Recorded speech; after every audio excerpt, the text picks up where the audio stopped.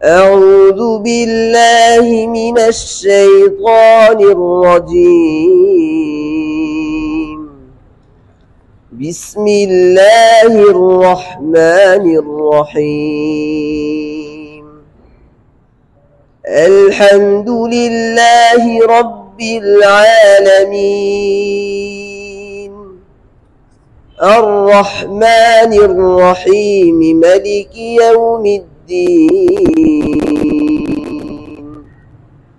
إياك نعبد وإياك نستعين.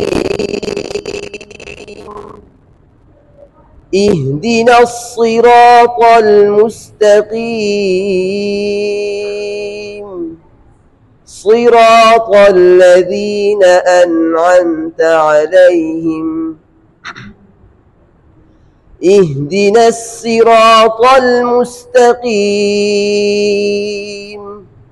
صراط الذين أنعمت عليهم غير المغضوب عليهم ولا الضالين.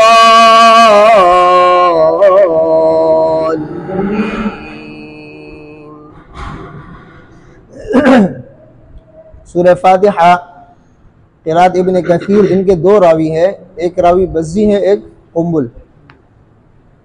انہوں نے ایک اختلاف اس میں پڑھا ملک یوم الدین، روایت حفص میں مالک یوم الدین ہے، یہ ان کے خلاف ہے ملک یوم الدین۔ اور دوسرا انہوں نے اختلاف اس میں پڑھا اہدنا الصراط المستقیم اور اہدنا الصراط المستقیم۔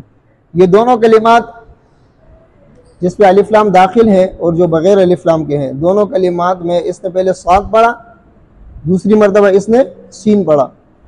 اس کی وجہ یہ ہے کہ صاد جو ہے یہ بزی کے لیے ہے اور سین قنبل کے لیے ہے۔ قنبل کے لیے دونوں جگہ اہدنا الصراط المستقیم صراط الذین، دونوں میں سین پڑھتے ہیں قنبل، صحیح ہے۔ ایک اختلاف اس میں علیہم کا ہے، میم جمع کا۔ آپ کو میں نے بتایا تھا کہ میم جمع میں صلہ ہوگا، لیکن شرط کیا ہے؟ جب میم جمع کو آگے ملائیں گے اور اس کے بعد کوئی حرف متحرک ہو، اس کے بعد کوئی حرف کیا ہو؟ متحرک ہو۔ اگر اس پر وقف کریں گے تو صلہ نہیں ہوگا۔ ہاں، انہوں نے پہلے والے علیہم پر وقف کیا، اس میں صلہ نہیں کیا، اور جب اس پر وقف نہیں کریں گے، ملا کر پڑھیں گے اور اس کے بعد والا کوئی حرف متحرک ہوگا تو اس پر کیا ہوگا؟ صلہ ہوگا۔ صلہ کا مطلب یہ ہے کہ ہم کم تم ہم کو، ہمو کمو تمو ہمو، صحیح ہے، واو مد کی طرح پڑھیں گے۔ تو دوسرے والے کو انہوں نے علیہم پڑھا، وہ اس لیے کہ یہاں پر انہوں نے وقف نہیں کیا۔ اور یہ جو صلہ ہے میم جمع کا، یہ دونوں راویوں کے لیے ہے۔ کس کے لیے ہے؟ ملک یوم الدین بھی دونوں راویوں کے لیے ہے، اور علیہم میں جو صلہ کیا یہ بھی دونوں راویوں کے لیے ہے۔ اور اہدنا الصراط المستقیم صراط الذین میں صاد جو ہے وہ بزی کے لیے ہے، اور قنبل کے لیے کیا ہے؟ سین ہے، دونوں میں، صحیح ہے، بات سمجھ میں آئی؟